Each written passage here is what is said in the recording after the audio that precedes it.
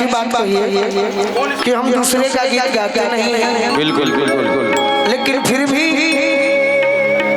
बेगूसराय में तो हम 2-3 बार आए हैं, लेकिन यहाँ के लोग और यहाँ की जो कमेटी और यहाँ के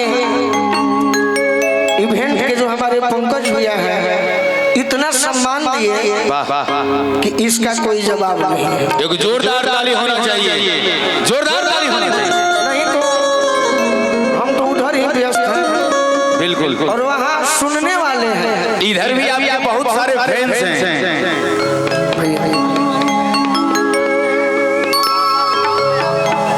क्या बात है, धन्यवाद धन्यवाद। आप गरीब नहीं हैं, आप इतने अमीर हैं जो भैया को 100 रुपये से प्यार दिया, यही सबसे बड़ा बड़ा दिल अमीर है। और गोलू जी आपके सुनने वाले इधर हमारे क्षेत्र अंगिका में भी आपके बहुत बड़े बड़े फैंस हैं और आपके हर एक गीत को सुनते हैं। भोजपुरी एक ऐसी भाषा है ना, पति पत्नी जब आपस में कभी बात करती है तो ऐसा लगता है कि मौत सदे टप टप छूता है, क्योंकि मधुर भाषा भोजपुरी को बोली जाती है। बाकी भैया ये मेरे लिए सौभाग्य की बात है कि बहुत ही अच्छा लगा। अगर गाना जैसा भी हो, कहीं अच्छा हो जाता है, कहीं वही गाना खराब भी लगता है। जम गई तो खून बह गई तो पानी, लेकिन अच्छा लगा। बिल्कुल पंकज जी, एक बात का जरूर वादा है, बहुत इवेंट के मालिकों से हम मिले, लेकिन आपको जरूरत पड़ेगा तो पैसे का चिंता नहीं कीजिएगा। जहाँ अपना बात होगा तो जैसे कहेगा वैसे हम खड़े करेंगे आपको। क्या बात है। एक गाना सुनिए, हाँ आप साथ दीजिएगा। एगो मरद पियकर बड़े, बिहार में कुछ नहीं खे मिला, मरद बड़े पियकर कम पैसा वाला, फ्रूटी के प्रेमी बड़े, फ्रूटी के फ्रूटी दो ना, एगो बोतल पानी वाला बा,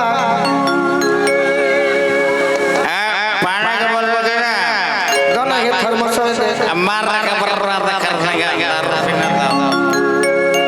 मरद गरीब बड़ा,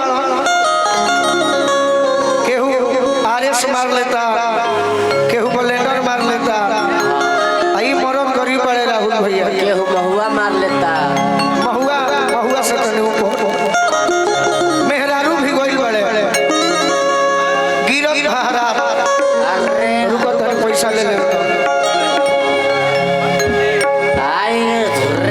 मारे पूरा फाल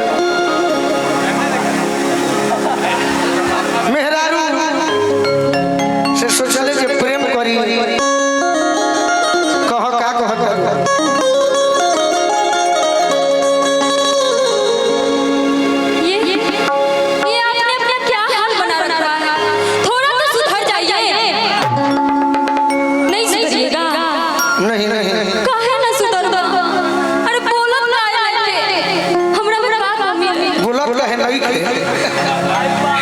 भोजपुरी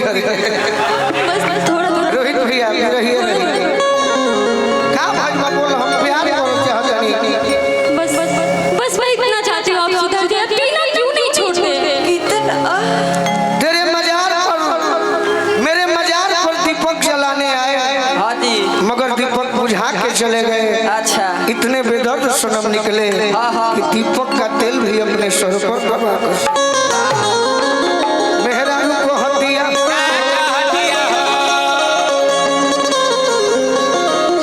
कि हो के नसवे में चूर भरपूर रजऊ, अते हम पोरे पोरे दिल भरपूर रजऊ, अरे कोई दी हो जवनिया तू कील हो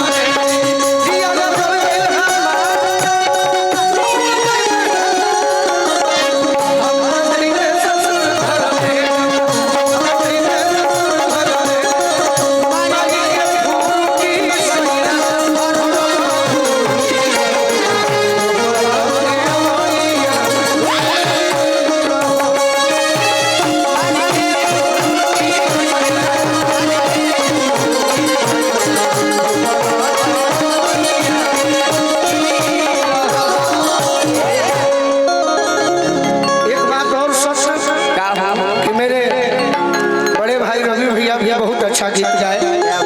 मेहरारू को हत्या ए भाभी दरदिया उठता हो अरे कमरिया टूटता हो दरदिया उठता हो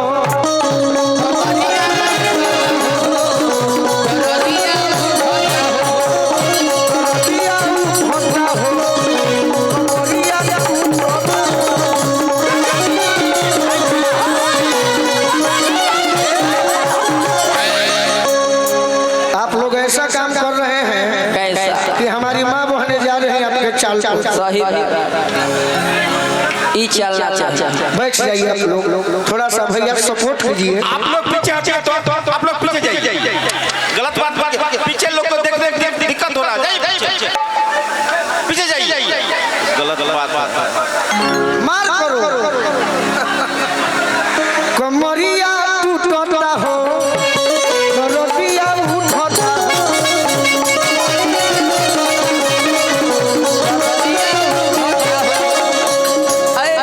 अरे लोरावा धरता हो खिसावा मरता हो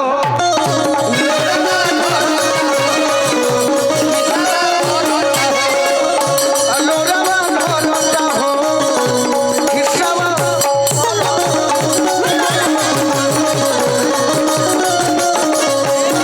की भइल अरे भइल उठल बैठल मुश्किल हो बड़ी टेम्पू और कम कर लिए का की भइल अरे उठल बैठल मुश्किल हो अरे मारी के फुरुटी सैया अब भरल फुरुटी सैया ठोकल के ओड़िए में कील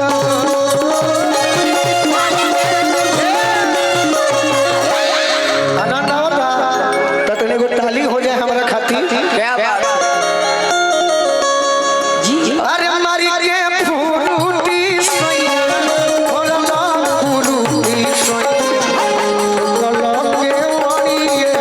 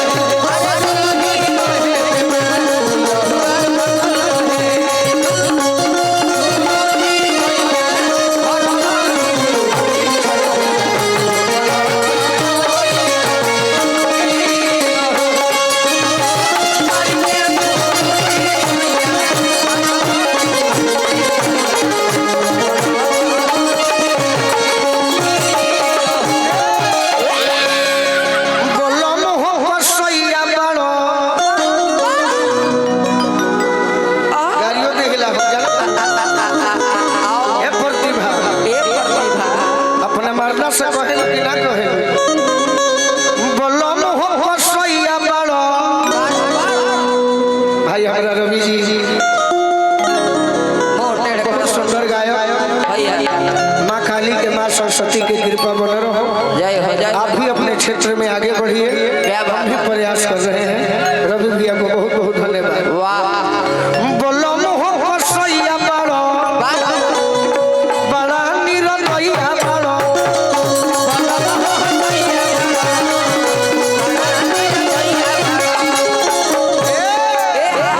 बोलो हो कसैया बड़ो बड़ा निरलैया बड़ो दर्द देख के जख्मी जी